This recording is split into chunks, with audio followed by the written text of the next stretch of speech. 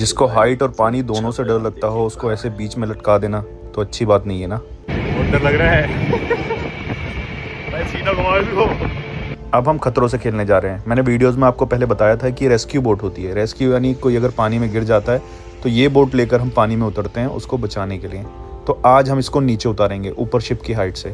तो ये खतरों से खेलना ही हुआ ना। देखिए अच्छा पूरा दिखाते हैं कैसे कैसे उतारी हमने। पहले हमने खाली बोट को यानी बोट में बिना बैठे बोट को स्विंग करके देखा कि सब कुछ ठीक से काम कर रहा है ना, क्योंकि बहुत सारे एक्सीडेंट्स हुए हैं और डेथ्स भी हुई हैं कि ये इक्विपमेंट फेलियर हो जाते हैं और बोट्स नीचे गिर जाती हैं।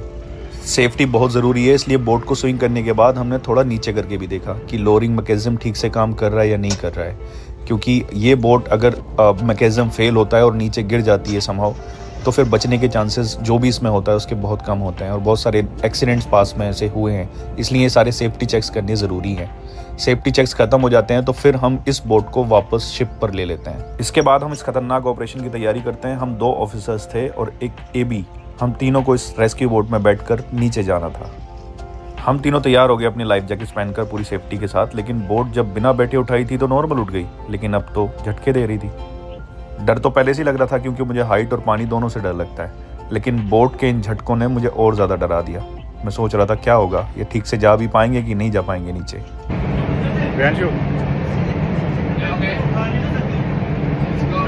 खैर हम तीनों फाइनली बोट में बैठ गए और फिर बोट को स्विंग करने की बारी आई। मैंने एक हाथ से स्टीयरिंग व्हील को पकड़ा हुआ था क्योंकि सच में मुझे हाइट से बहुत ज़्यादा डर लगता है और मैं अवॉइड कर रहा था कि मैं नीचे ना देखूं। यार लाइव बोट में तो दिखता नहीं है, इसमें हाइट दिख रही है। बहुत डर लग रहा है। भाई सीधा घुमाओ इसको। इस तरह से हम आसमान और ज़मीन नहीं, आसमान और पानी के बीच में लटके हुए थे। कैमरा मेरे हाथ से नहीं जा रहा था क्योंकि मुझे कैद करके आप लोगों को दिखाना था। फिर हम बीच में लटके हुए लोग धीरे धीरे नीचे जाने लगते हैं। मेरे चेहरे पर आप पसीना देखिए। मैं बहुत डरा हुआ था, दुआएं पढ़ रहा था और मैं ना नीचे और ना ही ऊपर देखना चाह रहा था और देखकर अजीब सा लग रहा था। पुश करते रहो वहाँ से। Very good. अगली बार एबी बन के आना। तो भाई उठो मत। कितनी ऊंचाई तय करके हम पानी के ऊपर पहुंच गए फाइनली, और शिप जितना ऊपर होता है उतना ही पानी के नीचे भी चलता है। नीचे पहुंचकर हमें बोट का इंजन स्टार्ट करना था। ये भी एक पार्ट था इस खतरनाक ड्रिल का। क्या खोलना पड़ेगा? नहीं वेंट खोल दो। हाँ वेंट खोल के बंद करना है, उसके बाद प्राइवेटली स्टार्टिंग का इंजन।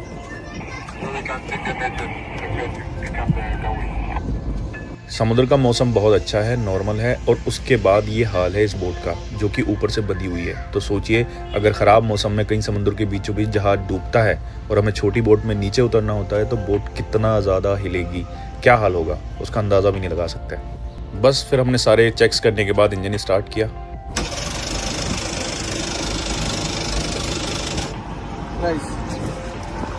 इंजन टेस्ट हो गया, सही से काम कर रहा था, लेकिन अब एक और मुश्किल काम बचा था, ऊपर जाना। बहुत डर लग रहा था इस हाइट को देखकर ही। अगर हम गिरे तो हवा इधर चल रही है, उधर जाएंगे। पीछे जटी है और हमने लाइफ जैकेट पहनी है। बाकी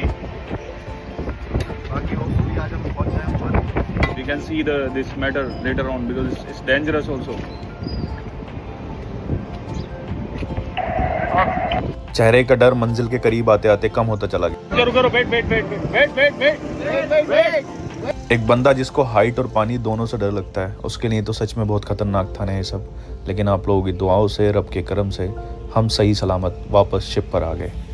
एक सच्चा वाला कमेंट करिएगा कैसा लगा ये आसमान और पानी के बीच में हमारा लटकना। दुआओं में याद रखना, ऐसे बहुत सारे खतरनाक ऑपरेशंस होते रहते हैं।